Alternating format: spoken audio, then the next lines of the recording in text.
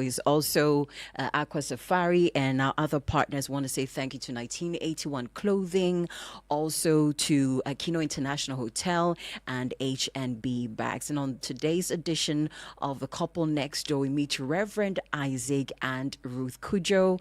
And we've been inspired by their journey. We've been following, yes, their journey into marriage. It carries a beautiful story of love, loss, family, and new beginnings. So this morning we're hosting Reverend Isaac and Ruth Cudjoe. They are going to take us behind the scenes of their marriage journey, the joys, the adjustments they've had to make, the difficult conversations they've had to have, and the lessons they have learned along the way. You don't want to miss on this conversation. It started great yesterday. It's getting even better today. You can listen live online at sunnygh.com, and you can also watch us. We're live on Sunny TV. You need to download the app if you haven't done that already. But hey, just head to our website, sunnygh.com, and you can start watching us right now. They're here with two of their sons in the studio with us, so it's a family thing. It's going to be a great conversation. Stay with us right here on the iMdrive. In the heart of Africa, where the warmth of our people meets the beauty of our land, there's a pride that soars high. Welcome to South African Airways. At SAA, we're more than an airline. From the golden sands of Cape Town to the thundering Victoria Falls, from the turquoise waters of Mauritius to the pristine beaches of Perth, let South African Airways take you on a journey you'll never forget. As a proud member of the Star Alliance, the world's largest premier airline network, SAA is dedicated to delivering unparalleled passenger services of the highest standard. South African Airways, proudly South African, where every journey begins with Sawubona. We see you.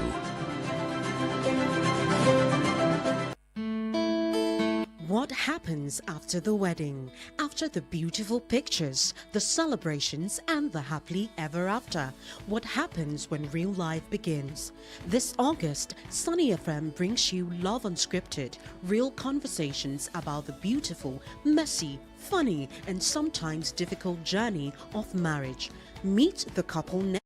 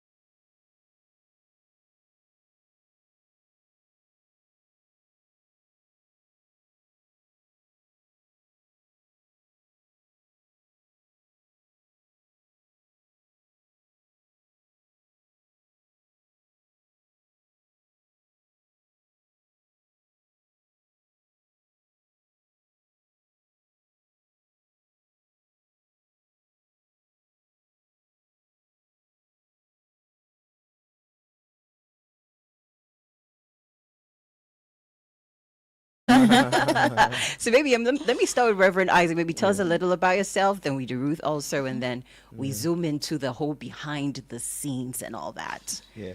So the Reverend be there.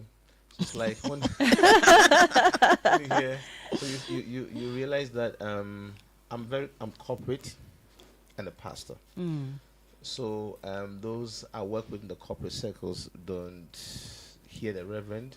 I Okay. intentionally decoupled that, because I realized I entered into one interview and I mentioned Reverend Isaac Cudjoe and they started teasing. Oh. Do you speak L or makes your L and your R like pastors? Do Yeah. that? Uh-huh. I was very upset. I almost got up, but Okay. temperance kept me there. Okay.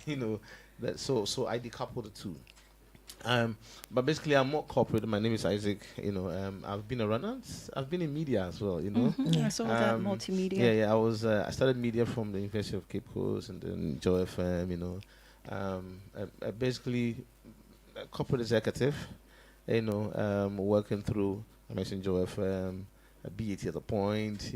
Coca-Cola, Vodafone. And VSO. So I'm purely corporate.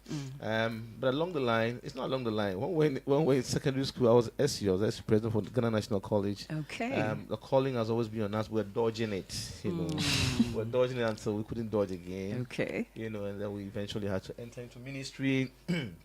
Alongside corporate work. Alongside corporate work. But at the point, I thought I could retire early, Yeah, I did retire early. You did. So I focused on corporate, and we had a side business with my late wife, and ministry. But I had to come back after the loss. Come back to corporate again.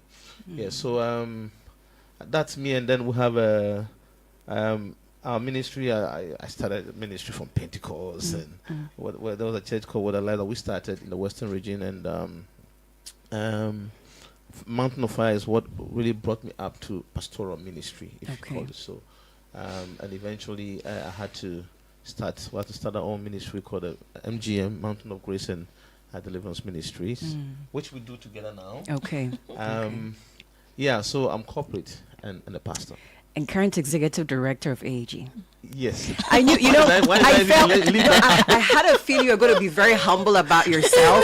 So I decided to come in very prepared. So I was waiting for you to land, and I'll add what I want to add. So let me add what I want to add. Okay. No, I need to let you know that he's worked at senior levels and above market roles across Africa, covering Nigeria, Benin, Gambia, Kenya. When I saw the country, I said, hey, Ethiopia, Tanzania, South Africa, Lesotho, Swanti, formerly Swaziland, Mozambique, different organizations, different capacities.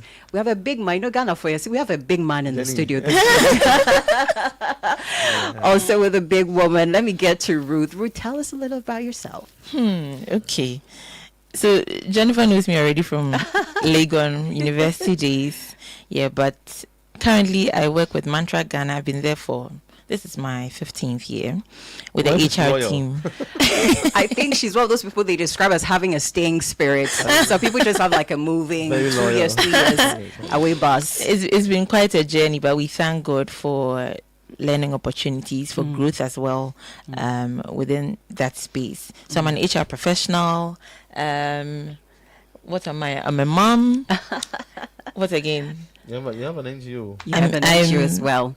I'm the wife to Reverend Ruth Cudjoe, and we are partners in ministry together. He did mention one of the streams of our ministry is a branch we call Marriage on a Mission. Awesome. And that branch mainly is focusing on family life, building healthy Christian relationships. Awesome. So that is one of the wings of the ministry. And what did you say I do?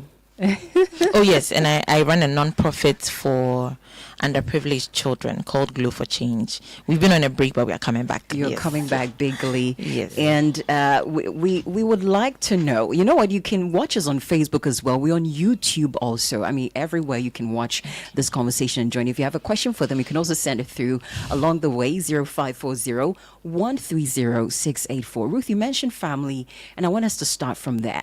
Okay. What does your family look like today? The family you've built now. We thank God for our family. We have a beautiful family. So we have 4 beautiful kids. You could describe our family as what we call a blended family. So there was an existing family, and then there's a merger. Yes, so that is the kind of mix we have. When I married my husband, he already had kids from his previous marriage. But after the loss of his late wife, got married to me, and then God blessed us with some more kids. Two more kids. Yes. So you could call us a blended family. Awesome. Yeah. Boys, girls, all boys. So we have 3 boys and 2 girls. 3 boys and 2 girls. Yes. And you mentioned the loss of Reverend Cudjoe's wife. Maybe we can also get into that. Reverend, if you can, and having this conversation was a bit of like, how are we going to do this? But we thank God for this opportunity, because you do represent many other couples like that out there who probably are in the process or have already been there and are also moving on. So I'm glad we can have this conversation. But share with us the experience of the loss of your first wife, and then at some point making the decision, to open up your heart to love again. If you can take us back, it's something that you don't wish for. Even your avowed enemies, that you are married and not just in any form of marriage, but myself and my wife were friends, close, and I told her I had retired, mainly because of her. She used to have this big business that we're doing together, and so it was easy to migrate from corporate into full-time. I won't call it full-time ministry, and then doing the business together. So it was, and you will see us everywhere together. Everybody would say that. Anybody who knew us would say that if you saw Mommy Susan here, then Ruth Cudjoe is hanging around somewhere. Yeah. and it was like that. At the point she used to tell me, I've become a handbag. That kind of thing. I said, no, but I can't. It's like she's my person. She was my person. And when it comes to like anything I did, even right now, let me see, I wrote books that I was advertising on Sunny FM, because I was on Sunny FM. I did not know I was this. Deliverance on Saturdays. I was on Sunny FM to for get 3 back or to 4 my For 3 history years, books. yeah. Okay. And I was selling them on Sunny and on Amazon. To date, I don't have the account. Because they were all in her name. She lost the paper. She's gone. I think that a month before she would leave, she would depart from us, she told me, let me transfer this account into your name, to your account and all of that. And I said, but why do you want to transfer it? It's the same thing. Yeah. So that's the extent of the unity and the bond that we had. I was like, I was empty if she wasn't there. That kind of thing. So when she passed, I think that I was also on the verge of losing myself, because she passed, and my boys, that same day, I took my boys to my in-laws, and that was the last time I saw them for 2 years. Wow. So they planned to take my children. I think that come across, maybe I'm very disarming. I come across as, maybe to them as, I came across to them as a fool. Or somebody, we are Christians, we are very not linear. We are very. The word is not coming, but we are very calmly and accommodating, and so people take you for a fool, and so they thought they could just take my children. Well, they took them for 2 years, and that added to my journey into. I had a near death. We had near death experiences. I was constantly Not near death experiences. Experiences, yeah, many I can't count. Every week I was at the Sacramento hospital because I'll pass out. They would take me to the hospital. And by this time, you were living alone? Living alone. Wow. Everybody had left me. My kids were gone. Even the marriage, the funeral. Okay, Reverend, I'm getting feedback that you sound a bit low, so let me just please adjust the microphone a little closer to you. Okay, I'm actually kissing them. He's kissing. Please, Theodora, let me know. Is it better now? Because it's pretty Is it closer. better? You sound better in my ears now, too. Okay, so then I'll project more. Much better. So that I don't, Much better. but I won't scream. So that kind of thing. So so I don't lose the train of thought. So you talked about being in Sacramento Hospital every week. Were you living alone? You said yes. Living alone because my kids had been taken away from me, and before the funeral, I was not going to know when the funeral service was going to be done. So I had to. I'm just explaining how I felt. So my lawyers had to take the case to DOPSU, and DOPSU had to force them to include me in the funeral. We have this in Africa. Okay, somebody's your wife, many years. In fact, these people were not talking to us for 8 months, 8 years. They were not talking to their own daughter for 8 years, and I forced the reconciliation. After I forced the reconciliation, the next year she passes. So even the police people, the CID police, the post, the CID people say, "Why did you force the reconciliation? They are human." Because if they were not talking to you for 8 years, and after reconciliation, your wife dies, they said, "Well, you didn't have to force the reconciliation." And I said, "Well, but those were her parents. Christians don't believe in that." So that was the extent of the division. So that rancor was there. I remember they said I took their daughter away from them. So that explains. So it's not time to settle a score. Yeah. So my 2 kids were taken away, and the court will ask them, let the man see his children at least over the weekends. They will not. The court will say, we want to see the kids here. They will not bring the kids, and that made me know how helpless you are, even with the law. Some people can run away with it. Court forces you, bring the children, they will not. Until one strong judge who was promoted from the High Court to the Supreme Court, very strong judge, one day held them to contempt and said, I'm not releasing you until you bring the children. That's the first time I saw my children in 2 years. How did that feel, seeing your boys again? They're sitting here and I'm very big. They were confused. They are the boys. Okay. Yes. They are busy on their phones, so they don't know what's happening at that time. They're listening to everything. They're listening. And wow. And he was laughing at the way he's smiling. Oh, he's seeing that I'm for looking the at the first laughter time. right now. Yeah, and he had been so polluted, such that I went to their school, Accra International School. That's where they were. I went there, and my boy couldn't come to me. Oh boy. So I went there with a friend of my lady. She broke down and cried. I had to leave my house because people thought that I would die in there. Because every week I was like dying. There was no sleeping tablet that could make me calm. I couldn't sleep continuously for 10 minutes. Really? No. Yeah, for over 2 years I couldn't do that. Yeah, for 2 years. You know, so because this was your life and it's gone. Not just your wife, your kids are gone. Like, what are you living for? You know, I'll wake up and cry and cry. So, but thank God for people, and that's why I appreciate people. We can say people are bad, but people are also very good. Because in this life, if you don't have people, you're done. You know, people, church people, Christian brothers and sisters, and my wife's parents. You see, we'll get there. But my wife was in my church. Okay. Her father had got used to the family, and so they came around. And that's not why we got married. Okay. You know? We'll get into why you got married. We'll get into We'll that get into bit. why, you know, because before my wife passed, we had even cut hair. You know, we had cut a lot of people. You know, because I left my previous church, I started our own ministry. People had left, and so we had there was some heads here and there. So it was a very tough journey. I had to see a clinical psychologist every now and then because I was always being admitted at Sakmon Hospital, and the doctor one day called me and said, "Tell me your story," because he didn't understand. When I said, "There's nothing wrong with you," so they would just give injection. I'll sleep throughout the whole day, and then they would discharge me. You just needed sleep. So then the doctor, an older doctor, saw it and there's something wrong with this man. Because tell me your story. When I told him my story, and I'll break down. Then he said, "You are not sick. You are depressed." And the thing with our body is that we don't pay attention to our mind, our mental health. But that's where you are now. So he recommended the Ababio clinic, I think it's a Labonia or so, to see a clinical psychologist. And I was constantly sick, but I needed to be prayed for because I knew that I was also fighting a spiritual battle. Yeah.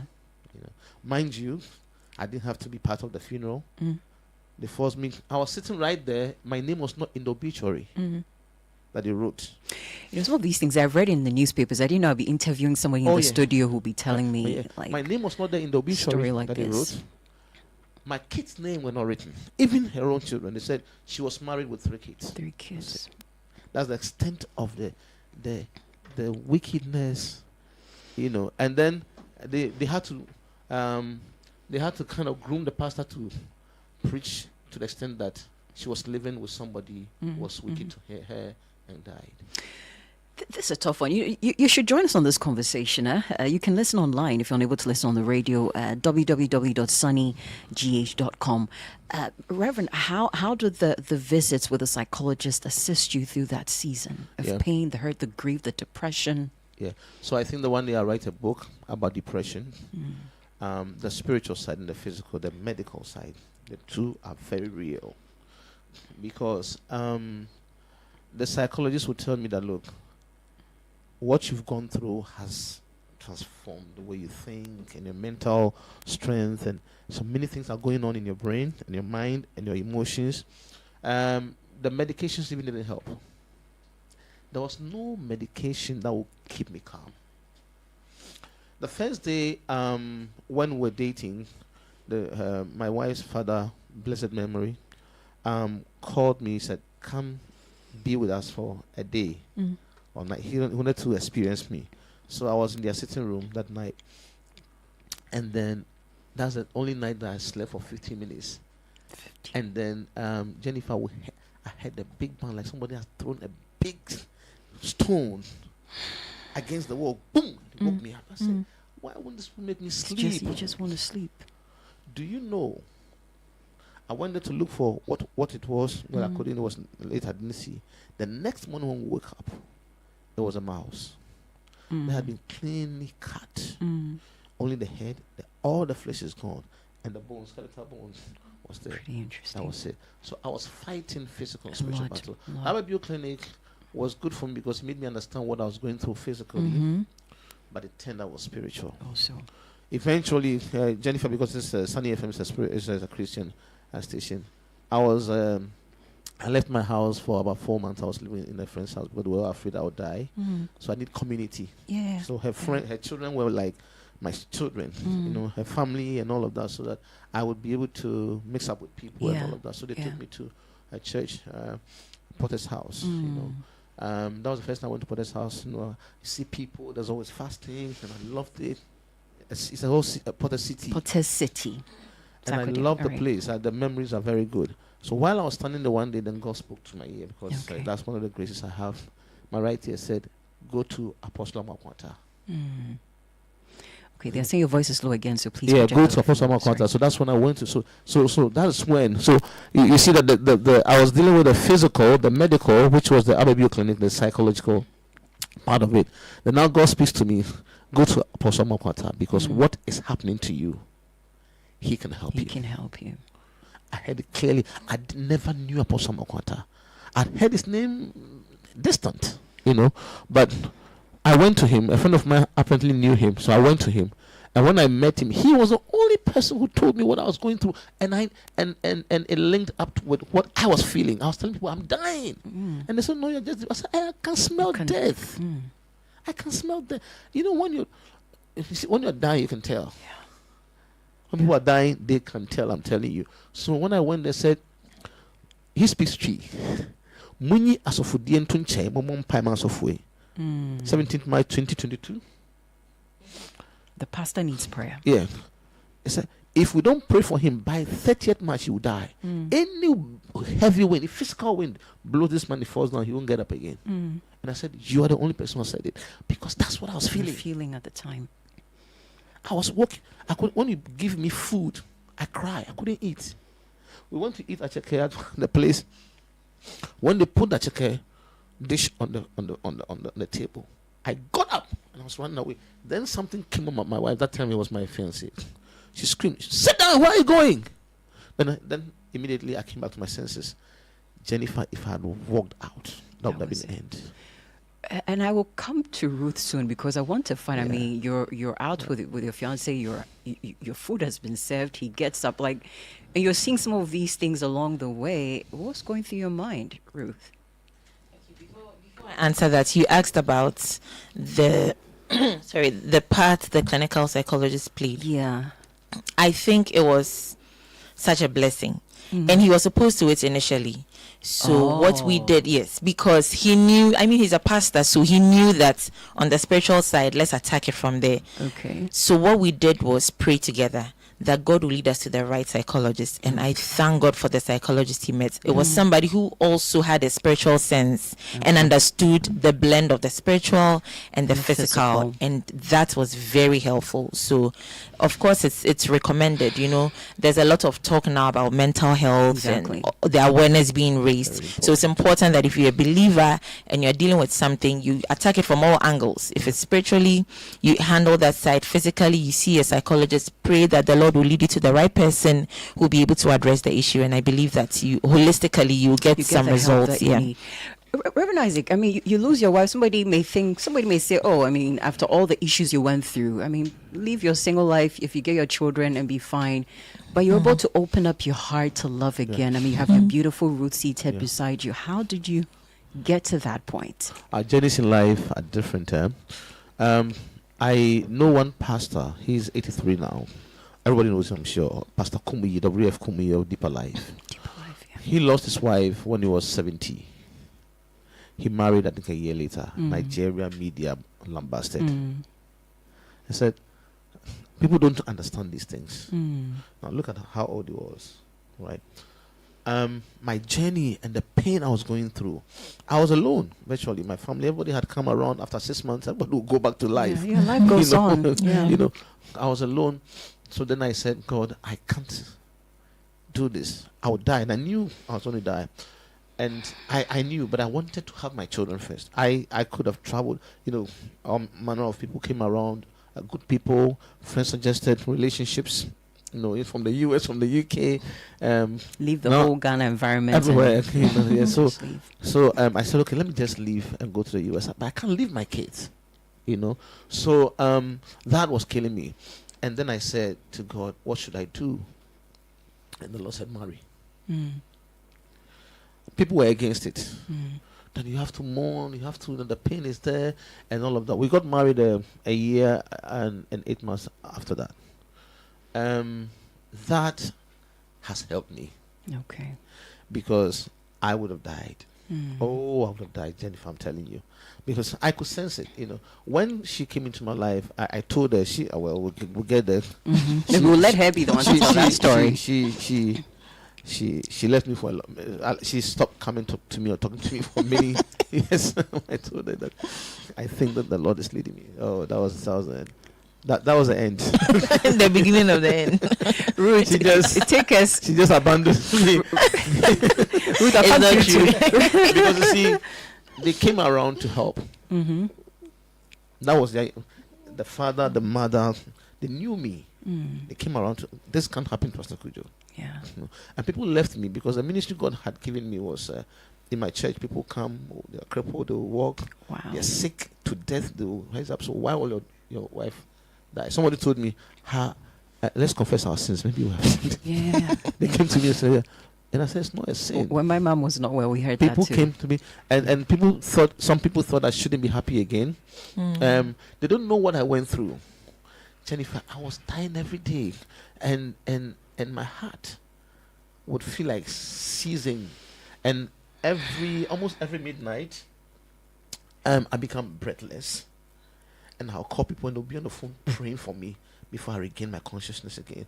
There were times when I'll be there, it's like I'm melting. I feel I'm melting. I'm going down, and I have to hold things, Let me get to Ruth. Eh? So that pushed me to seek to come back. Yeah. I tried to come back. I was doing ministry, and our pastor told me, you will die. You need help Stop. first. You need help first. And I'm excited about this conversation we're having because it's also, drawing attention to how important it is to take care of our mental health, take care of ourselves, so God can even better use us for what He's called us to do. Yeah. So, Ruth, you abandoned him at a point, and then now you're sitting here. You have 2 children with him. Tell me about that. I didn't abandon him. In his own words. Tell me about it, Ruth. But Jennifer, you can imagine how confusing it would be. So let me give you a little bit of context. How I met him. Okay. So a random Thursday night, I close work. I'm idle. A colleague says, "Oh, I go to this church to pray. Do you want to come along?" I'm like, "Okay, I'm not doing anything else, so let's go." And then we walk up into this building.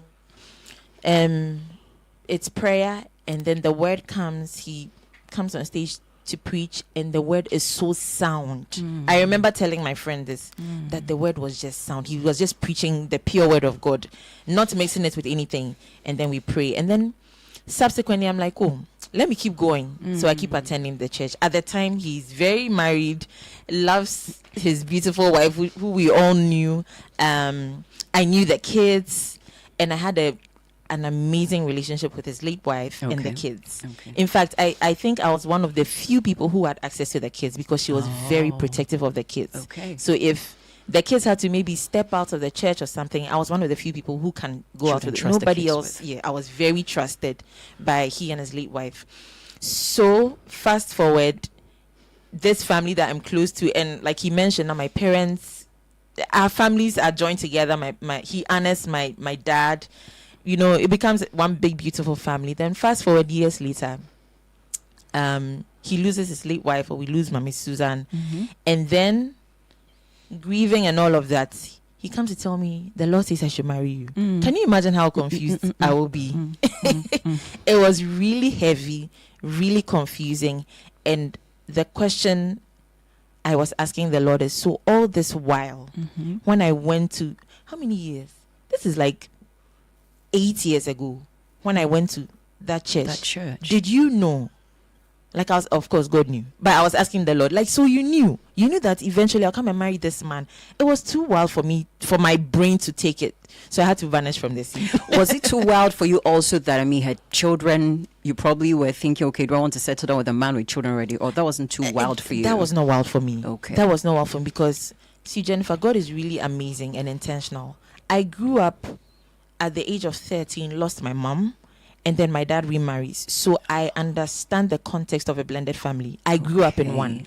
So when it happened, when he lost his wife, their daughter was turning 13, I could relate on so many levels. So I showed up because I'm a pastor's child too.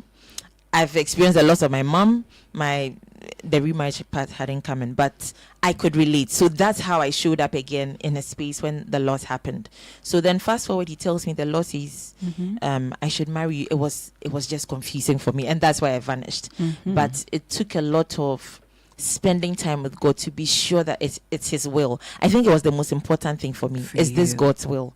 And then the rest of the things, he having children, it was not a bother at all. I knew the children loved me. They had a beautiful bond with me. I was the Auntie Ruth. They could come to our church. So that was not even a problem. And God had already foreseen and orchestrated all of that.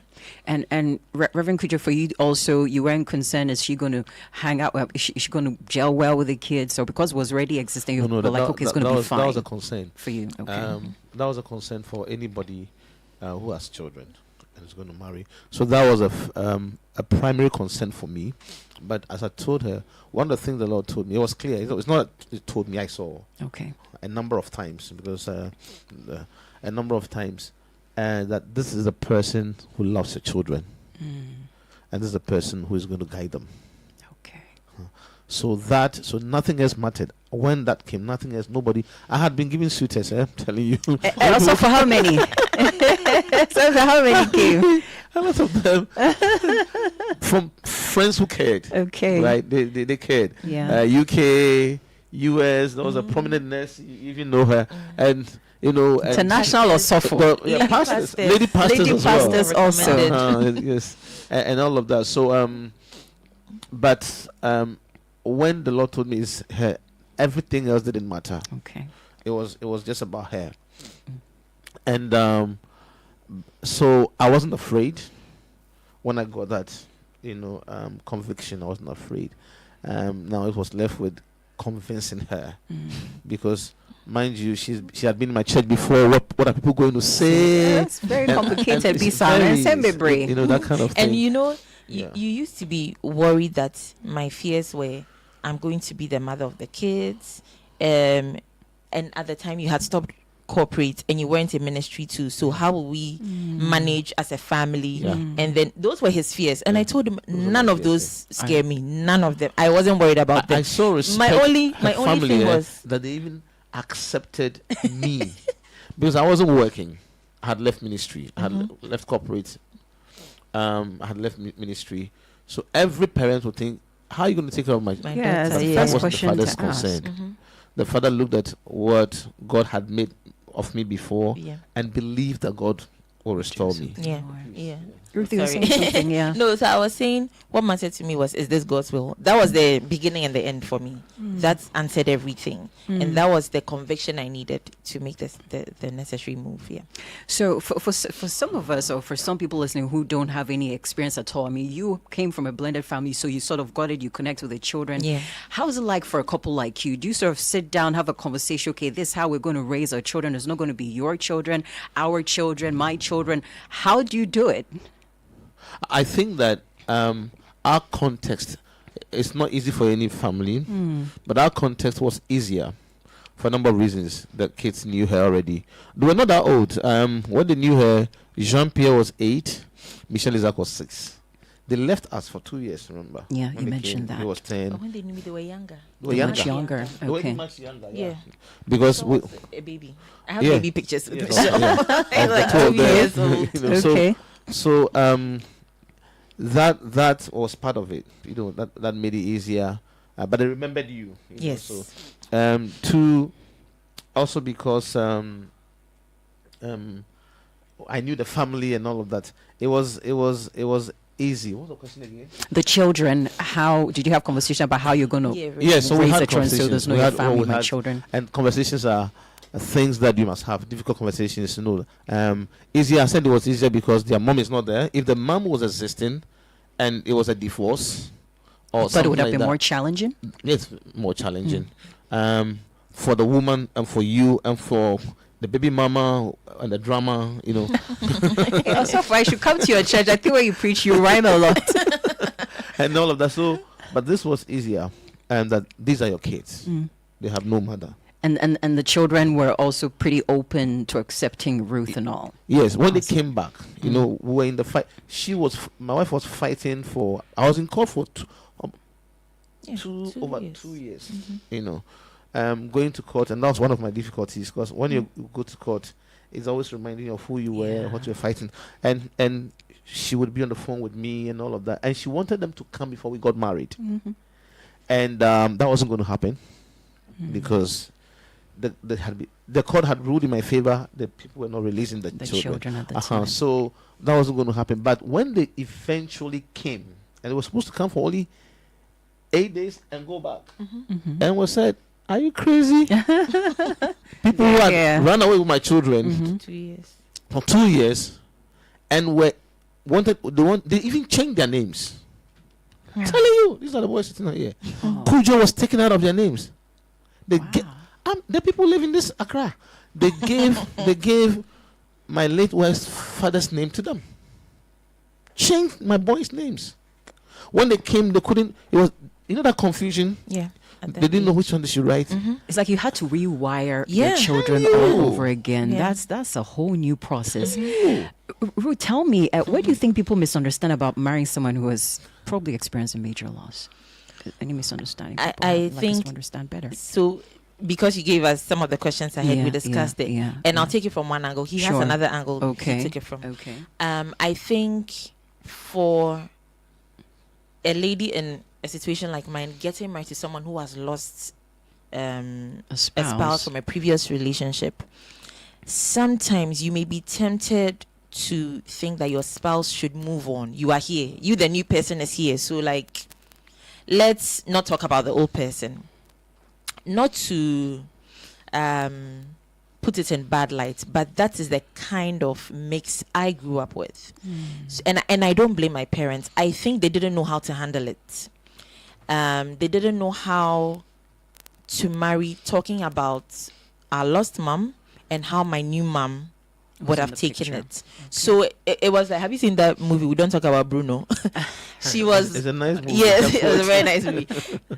She existed in our life. She was my mother. She birthed me. I lived with her for 13 years of my life, but I was made to not talk about her. Can you imagine what that would do to a child? It's like you have to erase the memory of your mom. And so that mix would be difficult if it's not dealt with, if it's not discussed between the couple, that, okay, how do we still honor the memory of your late spouse, because she existed. God brought her, and I tell the kids all the time that God brought Mommy Susan here for a purpose, and then God chose me to come and continue her assignment. It's a privilege for me. So I think those conversations should be had, and then the couple should, and even the children should, feel free to honor the memory of their late mom. We should all celebrate We her. celebrate I her celebrated. birthdays. Yes, we celebrated her birthday just a few months ago. Just talking through our beautiful fond memories with her, and thankfully God gave me the opportunity to also experience it, so I could share some of those with the kids. And I told them, listen, feel free, if you want to talk about Mommy Susan, you can talk about her, we can talk about her, look at pictures of her. If you want to cry, just cry, It's a big privilege I have, Not many women will be like Yeah, I this. mean, the wish, like, I'm smiling right now because elsewhere is like, it would have been fire for fire. and I can relate, because now my siblings and I have grown up, and we feel the pain of not being allowed to have spoken about our mom for over 20 years. I was able to get my dad to talk about my late mom just during COVID in 2020. We lost my mom over 20 something years ago. It was just during COVID. He even didn't want to talk about it, and I gave him a few days, and then he started pouring out memories of her. Because himself was know, also in his own space dealing about the loss. Yes, it's a tricky space to be in. So if you have somebody, I think we should be gentle with each other. Graceful, eh? Grace, that's the word I was looking for. Be graceful with each other. I have a message here from Theodore Force and says, this is grace at work in here. I mean, this is definitely grace. And the word used, privilege, is what I was thinking for on behalf of the children. What a privilege to have another mom in your life who says, you know what, you can still talk about your biological mom. I mean, celebrating birthdays, this is the first I'm hearing of anything like this is big. And thank you for sharing this with us. Let's get into the fun part of marriage. I mean, now you're together, 5 children. What are some of the things you do intentionally to protect your friendship, to keep your marriage going, to keep the spark alive and all? Yeah. we used to have really good times. We used to go out a lot. Used to. Yeah. So fighting. We still do. But So far, so used to know.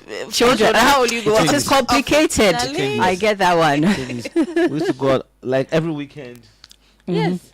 After work. After work. And Okay. most of the time, we need to, and for me it was a healing process too. So we'll go out, travel out and things like that, and go to Elmina, play golf and that kind of thing. We don't play golf. We just try to play.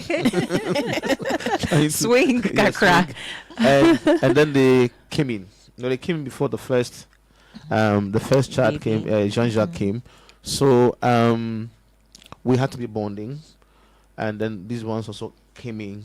And so now the time changes and the attention changes, everything changes. So what we do to be intentionally to keep our bond going is that we need to. I know my wife's love tongue, and that's something that every couple needs to know. Okay. Your love language. My wife's love language. Look, when I married the first time, I didn't know what love language was. I was a good husband. My wife, like nice people to each other. But I even realized that if I hadn't had that body of knowledge, I would have been a better husband to my wife. That kind of thing. And she exposed me to it. Okay. Love language. So I think that people think that you can marry and then because you are old enough to marry, but there's a body of knowledge you must have before you marry.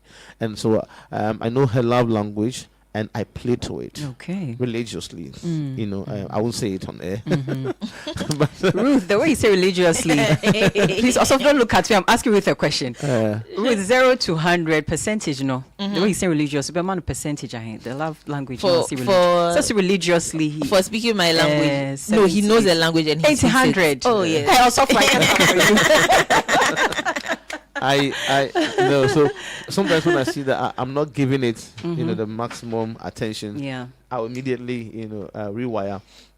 So I'm intentional about that. When I got to know that love language exists, and that's what makes people take actually, and because you can be a loving husband, you can be there faithful, and you're not speaking her language. She wants help. I realized that my late wife, anytime I did something in the house, help, and she's excited. So when I got to know my love language, that was a love language. My current one of her my wife, her love languages is attention and time, quality time together. Quality time together anytime. So that is not difficult. We'll have it. Okay. And she, so we're intentional about those things. We're intentional. She will say a bit, but I'm intentional about praying always for my marriage. Okay. When you marry, and 4 years, 5 years down the line, people take each other for granted, and take the marriage for granted. Sort of coasting in it. So you don't pray. If you're not praying for a marriage, the devil will come after you. Marriage is a ministry that glorifies God, that wins souls. When people see me and my wife and all of that, they are happy about it. If they're not born again, they want to know why this is happening. And please, there are good marriages out there. People are not faking. There are good marriages. If there are bad marriages, there are good marriages. There are good examples there. There are people who have invested in their marriages and they are building it. We're not saying marriages, you're two different people from two different backgrounds. But you need to be ready to know what she doesn't like, what he doesn't like. Conflicts make you know why I shouldn't do this again to my wife or my husband. So we're intentional about those things. And so we invest prayer. And we're not going to get tired, because anytime we're not praying, say, Charlie, we've not prayed for about for a while. Yeah, about marriage. This is dangerous. Even when nothing is happening, no, Charlie. Yeah. That's why we probably should be praying the hardest. And you mentioned the word conflict resolution, because I also did not know much about that till I went to a couples retreat, and then I was like, oh, so there's two words called conflict resolution. I did not know. And so I had to start figuring out. I mean, you're talking about love languages, and if we all be honest, the longer we get to hear things we did not know we should know, which is what I'm excited about this year's couples retreat. And I'm sure these things come up. I mean, we've done conflict resolution, love languages have come up before, and many other things we get to talk about the couples retreat. It's an opportunity to be enlightened, to learn, unlearn, and relearn. So this year we're going to Aqua Safari, 27th to 30th of August. It's 4 days, 3 nights. You're listening into us, you're thinking, my spouse loves quality time. That's the love language, but I've not done too well. You know what? You can hop on the couples retreat. I mean, we are making sure that these 4 days you have time in there with us, quality time with your spouse, of course, while we are also gelling with other couples. The facilitators are going to be there. We have 3 facilitators who are going to be joining us at Aqua Safari, and it's 9,999 Ghana cedis. Some of you have already registered with your children. If you're listening in and you're wondering if you can come with your child, yes, we are making preparations so that we can have your children. Well, the session is still running. So you can send us a WhatsApp or visit our website right now, sunnygh.com. Just click the Couples Tree Flyer button right there, and you can sign on. Join us at Aqua Safari. We have just about like 2 minutes to wrap up. And let me get to Ruth.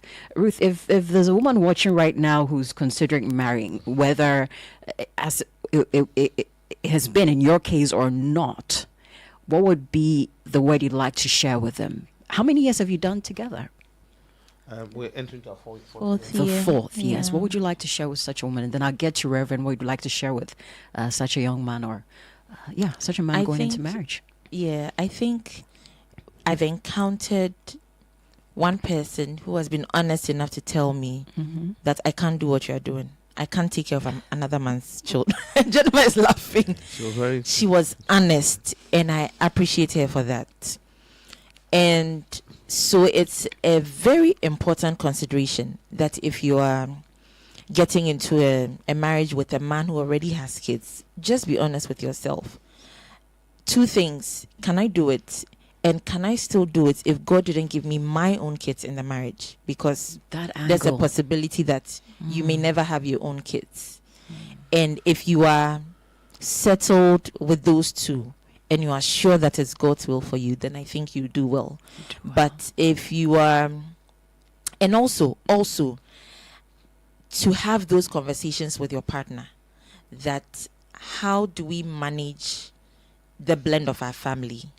Because if you don't talk about it, the kind of problems that will come out, if you just rely on the love you have for each other and then step into it, not thinking about how you manage the blend of the family, it's going to be crazy, a gigantic problem. So these are questions you should ask yourself. Is this the will of God for me?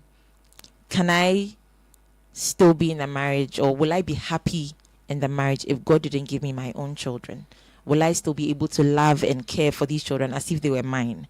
I think that those are just 2 things I will mention. Yeah. Reverend, could you let's wrap up with you? Yeah, so I think that we shouldn't go by what everybody says, that when you lose your spouse, you shouldn't move on. Moving on is a difficult thing. It can take you 2 years, 4 years. We're all different. Mine was about 2 years. I had to do that because of my circumstance. I know a Bank of Ghana man in my area. The wife passed. I heard that F&G. So I learned from that, and people told me that, look, if you have to move on, move on. Moving on doesn't mean that you're forgetting everything. We don't forget everything. There are times when I cry. I should say, it's okay. Memories will come, but if you have to move on, move on. There are people who don't want you to move on. Somebody called me and said, hey, and I saw you in the new life and you're laughing in the car, and the way she was saying, like, I shouldn't laugh anymore. So if you have to move on, move on. If you have to grieve a bit, grieve a lot more, you have to. But you see, grief can also kill you at a point. So seek help when you have to seek help.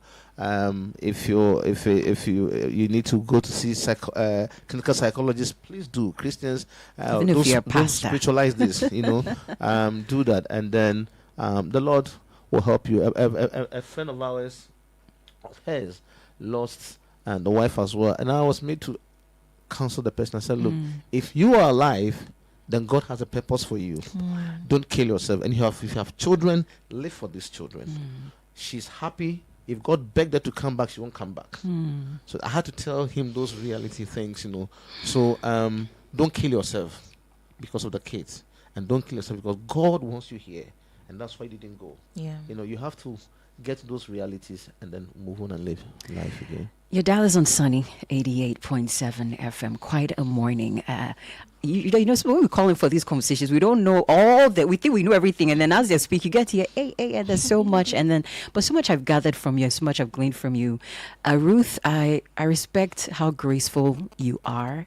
I think you have a certain level of grace that, as you said, the woman who said, honestly, to me, that you are such a graceful person. We pray that the Lord continue to keep you and hold you together. Amen. And continue to bring healing where it's needed. Continue to give you even more grace, Ruth, for the season ahead, and your children also. Amen. That the Lord will direct their paths Amen. and to walk in God's purpose for their lives.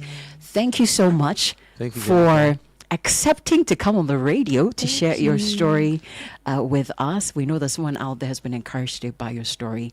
Probably, and men always will not be quick to open up, but I'm hearing Reverend, like, wow, some man out there is like, this man gets me. So thank you for opening and sharing up with us. Yeah. God bless you. And thank you to our sponsors for bringing us The Couple Next Door. Thank you to South African Airways. Thank you to Aqua Safari, 1981 Clothing, Kino International Hotel, and everything by H&B Bags. Stay with us right here on Sunny 88.7 FM.